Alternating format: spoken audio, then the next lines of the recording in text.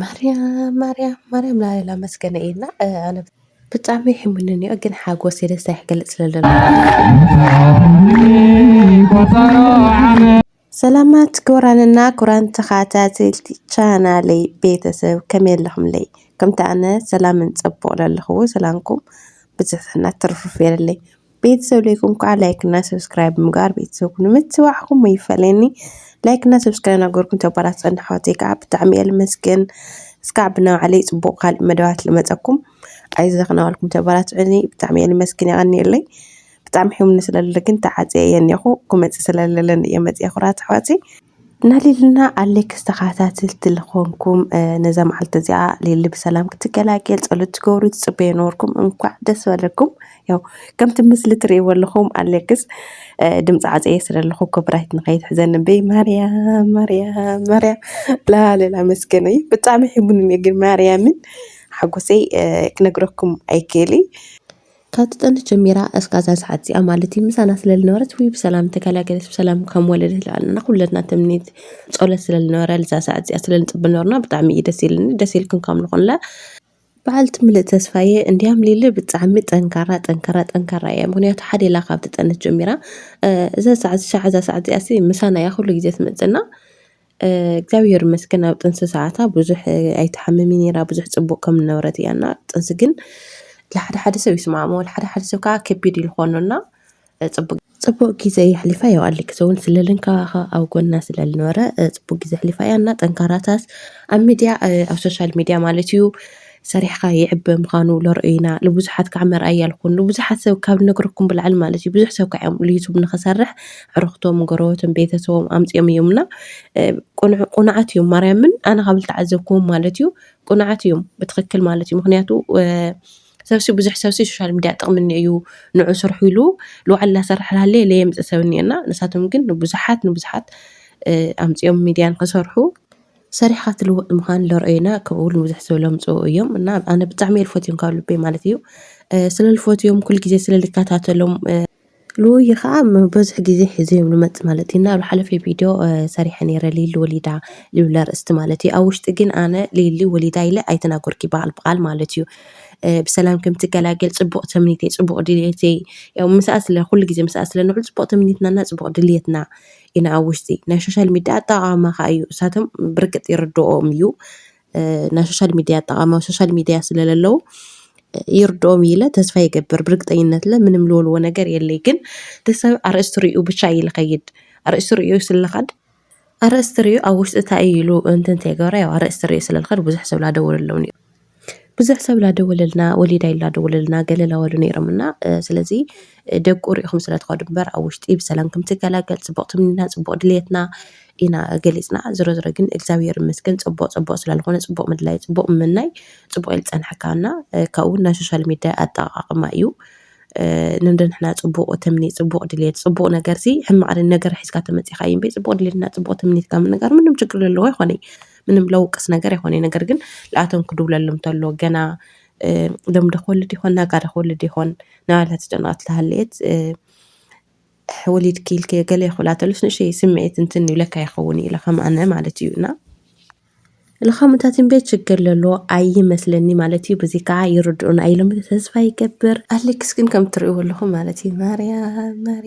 ማርያም ላሌላ መስገነ እዩ ማርያምን ሓጎሰይ ደስታይሲ ብቻ ክገልፀልኩም የክእል እዩ ማርያምን ከምኡ ኢሉ እውን እንትን ምስ ለቐቐስ ብጣዕሚ ደስ ኢሉና ካብ ንነግረኩም ብላዕሊ ማለት እዩ ምክንያቱ ላትፀብሖ ስለዝነበርኩ ኣነ እውን እንታይ ተፈጥሮ ይኾን ኢልካ ተፀቢዕካ ተጨናኢኻና ማርያም ላለ ተመስገን አለይ እግዚአብሔር ይመስገን ክብርና ምስጋና ለእመቤታችን ቅድስት ድንግል ማርያም ይሁን ተመስገን ኣባና ሓያል ቅዱስ ስለለሎ ያው ሕሙን ስለለሎስ ኣይሓሰብኩ ቪድዮ ክሰርሕ ብቻ ስለልተሓጎስኩ ይመስለኒ ብቻ ሸውኪለ እንኳዕ ኣብፅሐኩም ልየብልኩም ንህፃን ጨርቆስ ዓመታ ክብረ በዓል እየና እንኳዕ ኣብፅሐኩም ህፃን ጨርቆስ እዚ ከምቲ ምስሊ ትሪእዎ ኣለኹም እንዳ ጨርቆስ ውቅሮ እዩ ብጣዕሚ ብደስ ዝብል ካብ لحسب ناي بالعلي مالتي ناتخورينا كعزحكم نعمت سبيل نعمت العمت يقرنا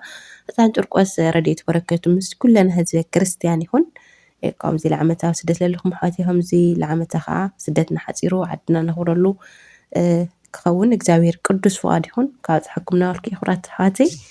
ያው ደስ ስለለኒ ቾኪለ ካብ ጽሕኩም ተይወልኩም ተቀዳዲመ ስለልልና ሌክስ ላወቃዓት ማለት እየና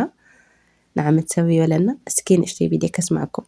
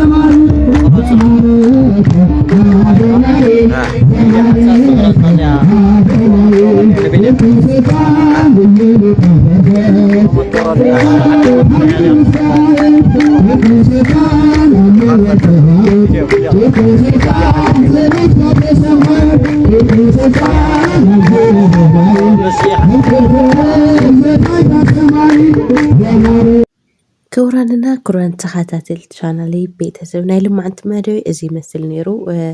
ያው ኣይዞኺ በርትዕ እናበልኩም ብናባዕለይ መደብ ክሳዕ ዝመፀኩም ኣይዞኺ በርትዒ እናበልኩም ተበራታትዑን ኣለኹም ብጣዕሚ እየ ልመስግን ብናይ ባዕለይ ካሊእ መደባት